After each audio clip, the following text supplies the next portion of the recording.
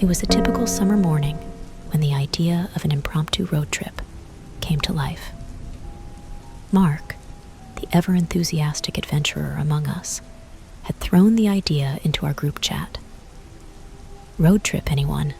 Let's make some memories," he had texted. The group consisted of myself, Mark, the de facto leader, Sarah, with her sharp wit and endless supply of snacks, Jake, the tech guru who could fix anything, and Emily, the quiet one with a love for photography. We were a tight-knit crew, having known each other since high school.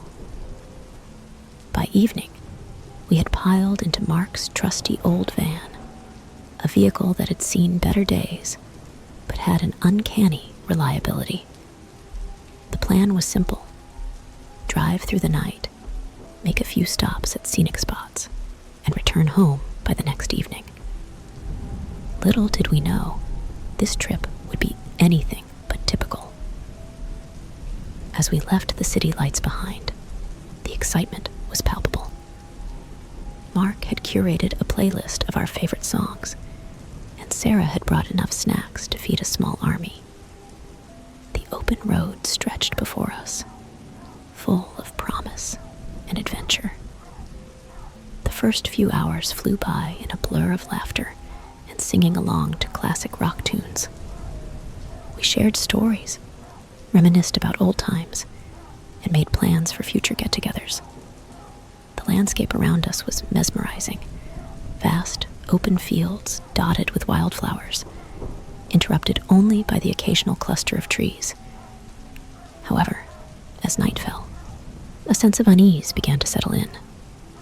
The road, once surrounded by picturesque scenery, now seemed to stretch endlessly into darkness, flanked by barren landscapes and twisted, leafless trees. "Is it just me? Or have we passed that same tree before?" Emily asked, peering out the window with a frown. "Nah, you're just imagining things," Jake replied, but I could tell by his tone that he wasn't entirely sure. Mark, ever the optimist, chimed in. "This road is just a bit repetitive, that's all. We'll hit a new scenery soon." But as time ticked on, the unsettling feeling grew. The road seemed to loop back on itself, presenting us with the same eerie landscapes. Our lively conversations dwindled, replaced by an oppressive silence. Then came the first truly bizarre occurrence: the abandoned diner. It appeared out of nowhere, its dilapidated sign flickering in the darkness. We passed it without much thought, assuming it was just another forgotten landmark on this desolate highway.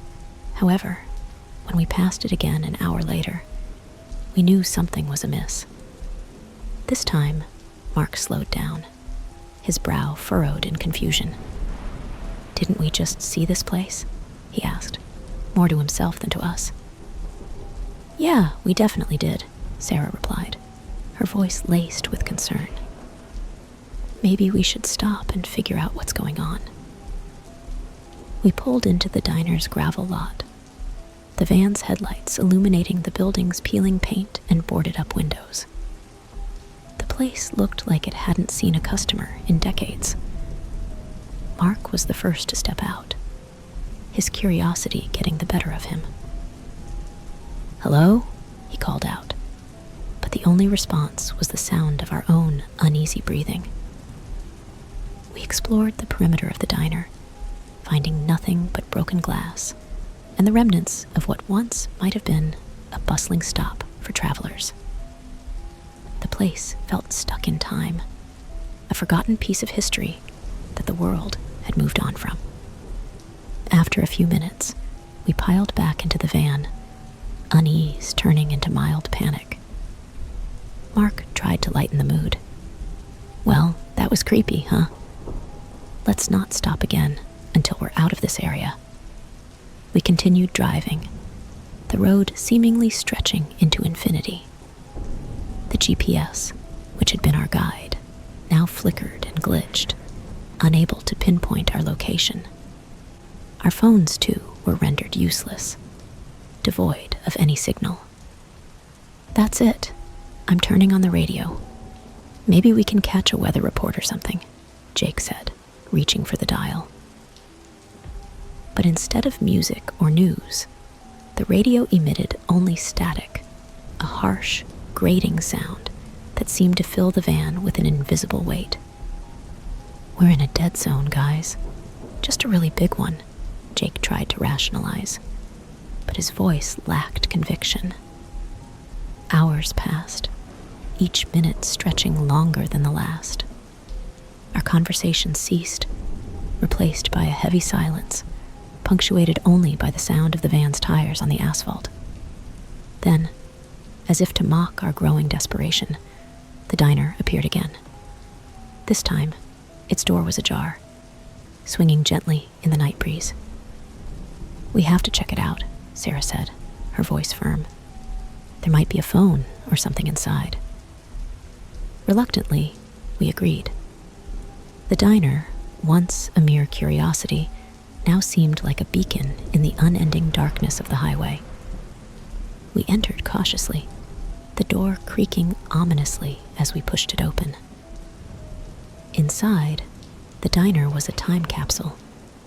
Booths covered in dust, a jukebox sitting silent in the corner, and a counter lined with faded stools.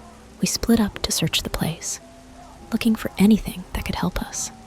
A working phone, a map, anything. But all we found were relics of the past. A cash register frozen in time, a calendar from years ago, and old newspapers detailing events we had never heard of. Then, Emily found something that made our blood run cold. A newspaper with a headline about a group of friends who had vanished on a road trip on this very highway. The date on the paper was years old, but the photo was of us.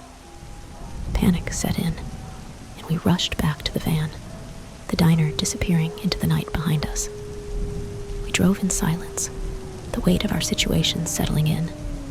The night seemed to stretch on endlessly, a loop of darkness and fear. We took turns driving, but no matter how far we went, the scenery never changed.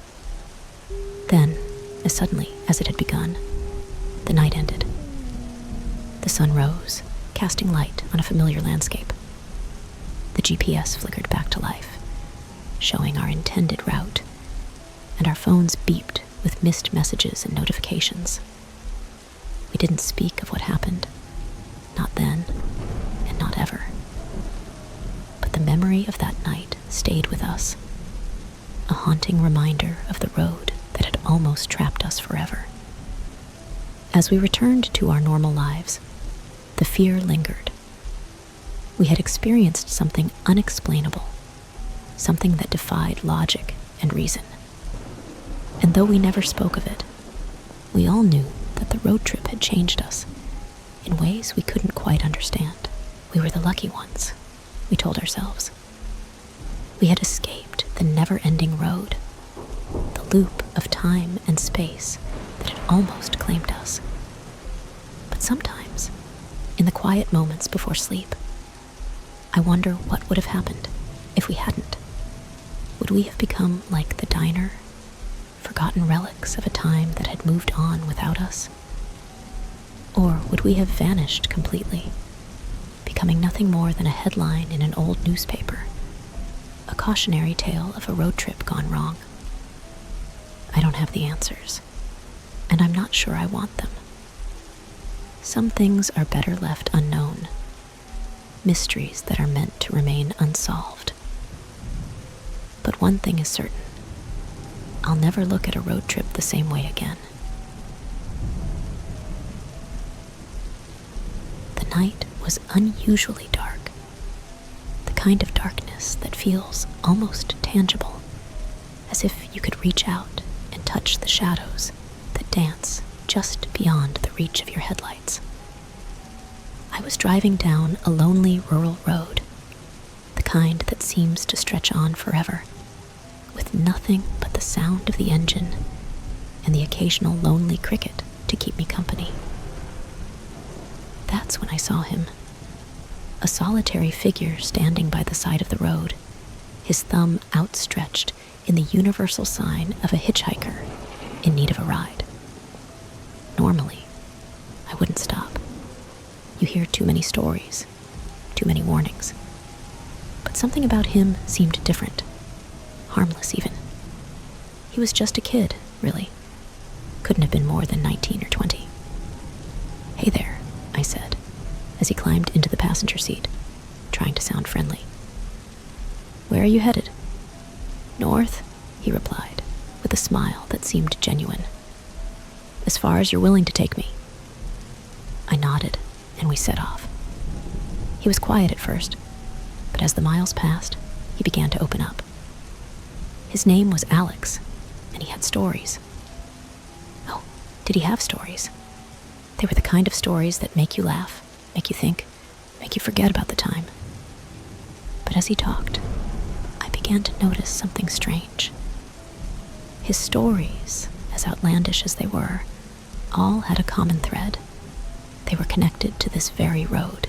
At first, it was subtle, just a passing mention of a landmark or a town nearby. But then, the stories grew darker.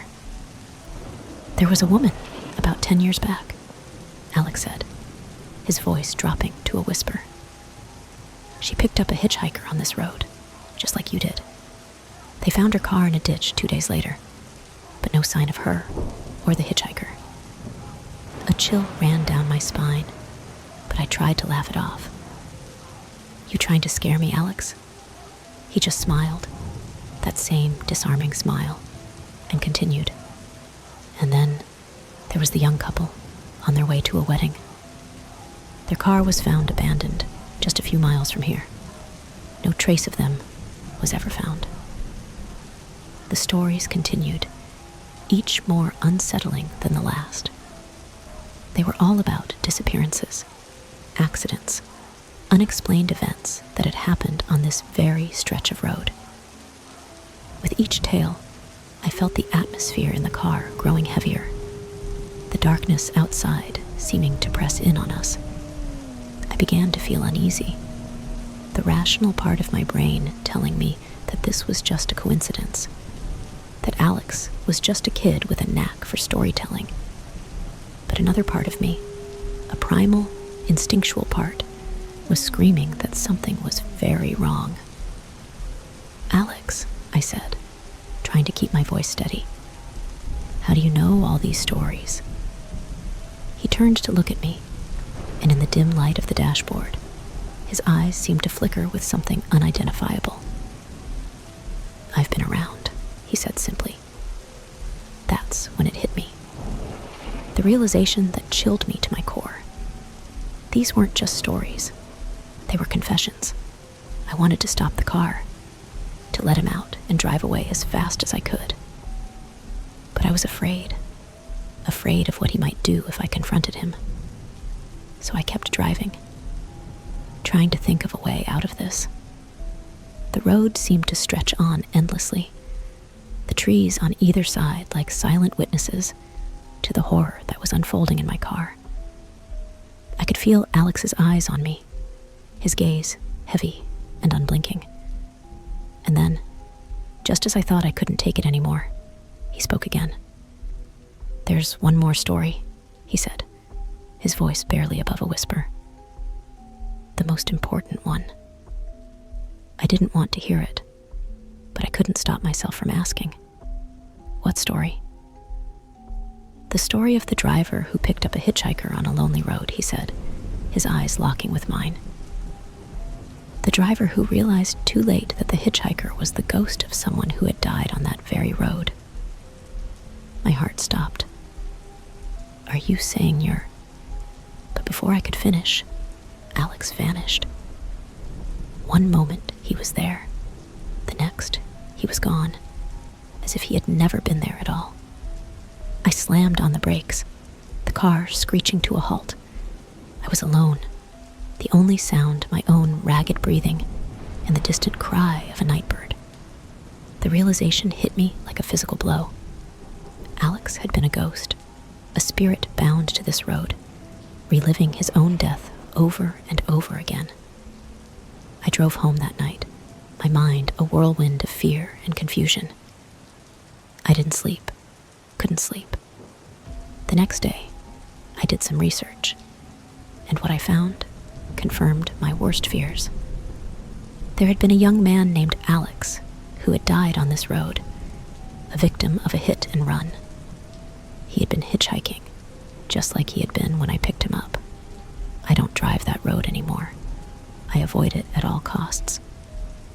But sometimes, late at night, I can still hear his voice, telling his stories, and I know that he's still out there, waiting for the next driver to pick him up.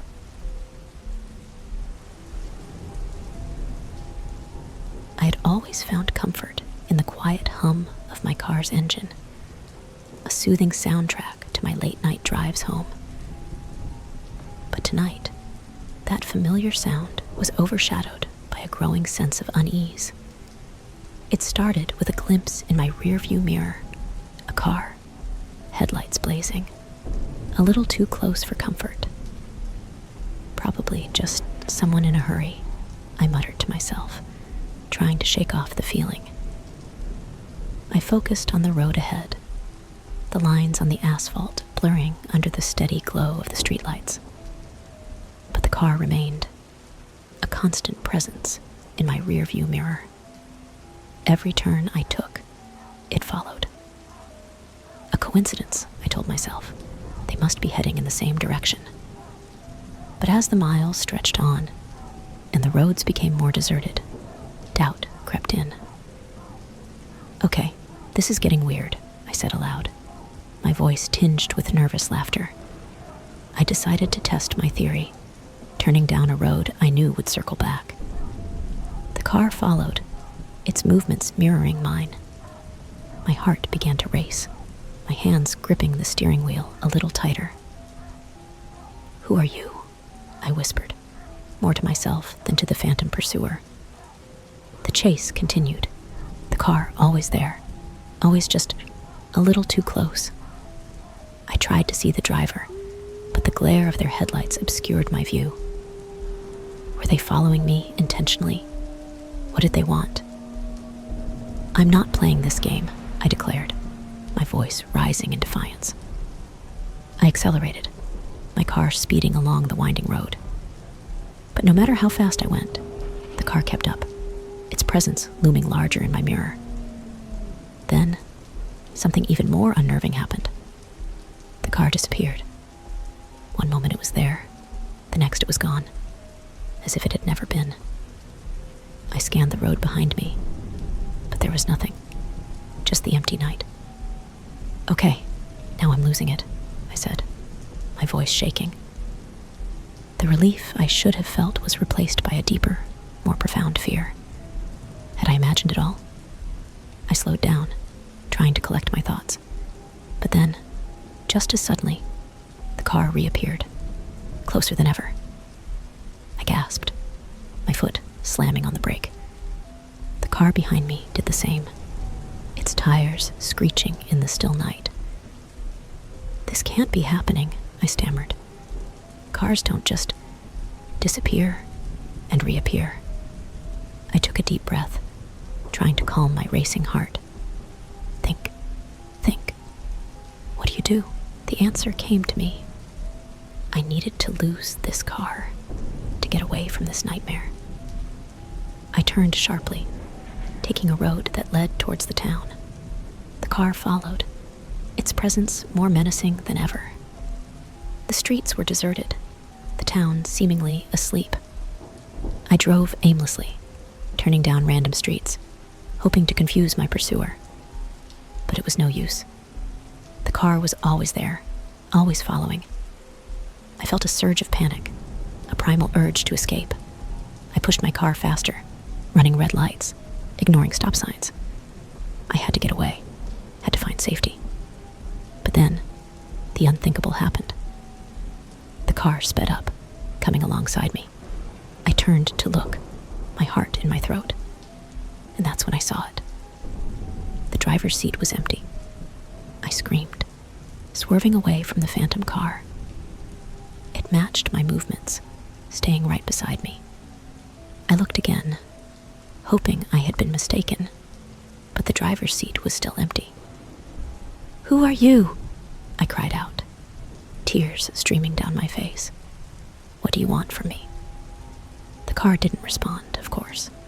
It just kept pace, its empty driver's seat a silent testament to the impossible. I drove without direction, without purpose, driven only by fear. The phantom car was relentless, a constant, unyielding presence. Then, suddenly, a thought struck me. What if I wasn't the one being chased? What if I was the one being led? The idea was absurd, but in my panicked state, it made a strange sort of sense. I slowed down, watching the car in my mirror. It slowed too, maintaining the same distance as before. "Are you trying to show me something?" I asked, my voice barely above a whisper. I decided to follow it, to see where this nightmare would lead. The car seemed to sense my decision, its movements becoming more purposeful. We drove through the town, past familiar landmarks and forgotten streets. I had no idea where we were going, but I trusted the phantom car, as absurd as that sounded. Then we arrived at our destination, an old, abandoned house at the edge of town. The car stopped, its engine going silent. I stopped too, my heart pounding in my chest. I sat there for what felt like an eternity, staring at the house. It was decrepit, its windows boarded up, its paint peeling. But there was something about it, something that called to me. I got out of my car, my legs trembling.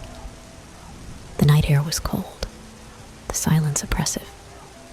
I walked towards the house, each step heavier than the last.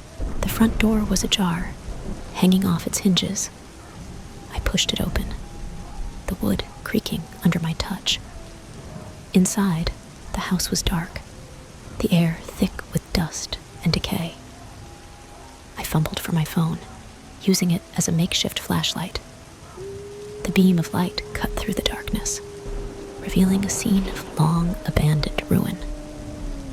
I moved through the house, my footsteps echoing in the empty rooms. There was a sense of sadness here, a lingering pain that filled the air. Then I found it. A room at the back of the house, its walls covered in newspaper clippings. They were all about accidents, disappearances, tragedies that had happened on the road I had been driving on. I read them, each headline sending a chill down my spine. And then I understood. The phantom car hadn't been chasing me. It had been leading me here, to this room, to these stories. I looked at the clippings, my mind racing. There was a connection here, a pattern that I couldn't quite see. I needed to understand, to make sense of it all.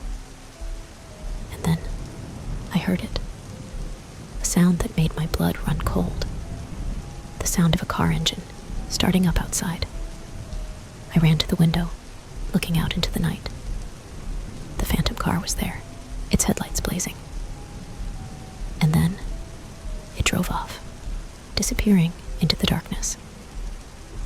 I was left alone in the abandoned house, surrounded by the ghosts of the past. I didn't know what to make of it all, what the phantom car had been trying to show me. But I knew one thing. I would never look at the road the same way again. It was no longer just a path to my destination. It was a place of secrets, of stories that begged to be told.